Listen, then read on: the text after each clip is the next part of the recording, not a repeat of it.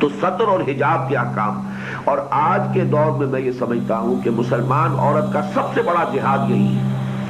سب سے بڑی جو ہے دین کے حکم پر عمل کرنے میں جو دقت پیش آتی ہے آج مسلمان خاتون کو، وہ اس معاملے میں ہے۔ اس کے لیے ظاہر بات ہے معاشرے کا ایک خاص رنگ ہے، معاشرے کا ایک خاص انداز ہے، مغربی تہذیب کا چلن ہے، ہمارے اوپر اس تہذیب کا غلبہ ہے۔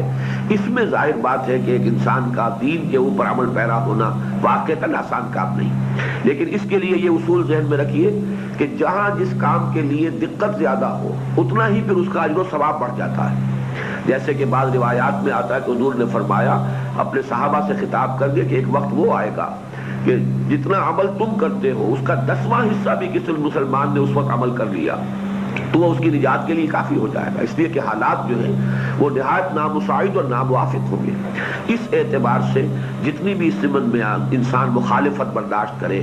یا طنز اور استہزاء کا ہدف بن جائے کہ یہ بڑی دقیانوس خواتین ہیں، یہ بڑے پرانے خیال کے لوگ ہیں، اگلے وقتوں کے ہیں یہ لوگ، انہیں کچھ نہ کہو، اس طرح سے اگر بھپتیاں چست کی جائیں اور اس کو جھیلا جائے، برداشت کیا جائے خندہ پیشانی کے ساتھ، اور یہ سمجھتے ہوئے جیسے کہ حضور صلی اللہ علیہ وسلم نے مخالفین کے بارے میں فرمایا کرتے تھے، اللہم اہد قومی انہم لا یعلمون، پروردگار میری قوم کو ہدایت دے، یہ جانتے نہیں۔ اسی طرح اگر کسی مسلمان خاتون پر جو سطر اور حجاب کے شرعی احکام پر عمل پیرا ہو، اگر اس کی اپنی ہمجولیاں اور اس کے ہم جلیس اور جو اس معاشرے کی دوسری خواتین ہیں وہ اگر فکرے چست کریں اور بھپتیاں کہیں تو اس پر صبر کریں، بلکہ دعا کریں کہ پروردگار ان کو ہدایت دے،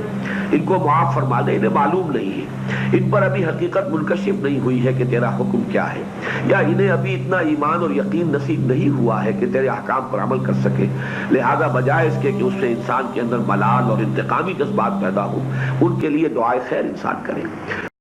دین کی بات پھیلانا صدقہ جاریہ ہے، ثواب کی نیت سے ویڈیو کو شیئر ضرور کیجیے۔ جزاک اللہ۔